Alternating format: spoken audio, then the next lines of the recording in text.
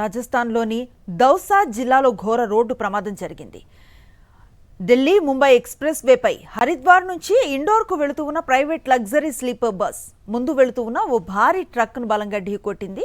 దీంతో అదుపు తప్పిన బస్సు రోడ్డు పక్కనే ఉన్న లోయలోకి దూసుకుపోయింది. ప్రమాదం జరిగిన వెంటనే బస్సులో ఒక్కసారిగా మంటలు చెలరేగాయి. 8 మంది ప్రయాణికులు సజీవ దహనమయ్యారు. మరో 22 మంది తీవ్రంగా గాయపడ్డారు.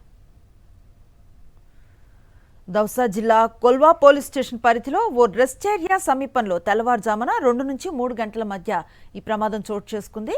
హరిద్వార్ నుంచి ఇండోర్కు సుమారు 39 మంది ప్రయాణికులతో వెళుతూ ఉన్న బస్ ముందున్న ట్రక్కును ఢీకొట్టింది. ఢీకొన్న వేగానికి బస్సు లోయలోకి పడిపోగా వెనుక భాగంలో మంటలు చెలరేగి క్షణాల్లోనే వాహనం మొత్తం వ్యాపించాయి. ప్రమాదం జరిగిన సమయంలో ఎక్కువ మంది ప్రయాణికులు గాఢ నిద్రలో ఉన్నారు. ఒక్కసారిగా జరిగిన ఈ ప్రమాదంతో అప్పర్ బెర్తులపై ఉన్న ప్రయాణికులు కింద పడిపోయారు. మహిళలు, చిన్నారులు సహా పలువురు తీవ్రంగా గాయపడ్డారు. మంటలు మరింత వ్యాపించేలోపే కొందరు ప్రయాణికులు బస్సు కిటికీల అద్దాలను పగలగొట్టి బయటకు దూకి ప్రాణాలను కాపాడుకున్నారు. అయితే మంటల్లో చిక్కుకున్న 8 మంది బయటికి రాలేక సజీవ దహనమయ్యారు.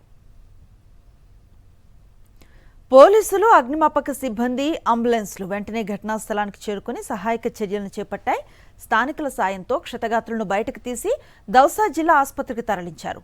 తీవ్రంగా గాయపడ్డ కొందరిని మెరుగైన చికిత్స కోసం ఇతర ఆసుపత్రులకు తరలించారు. ట్రక్కును ఢీకొట్టిన కారణంగానే ఈ ప్రమాదం జరిగిందా, లేక డ్రైవర్ నిద్రమత్తు లేదా సాంకేతిక లోపం ఏదైనా కారణమా అన్న కోణంలో విచారణ కొనసాగుతోంది.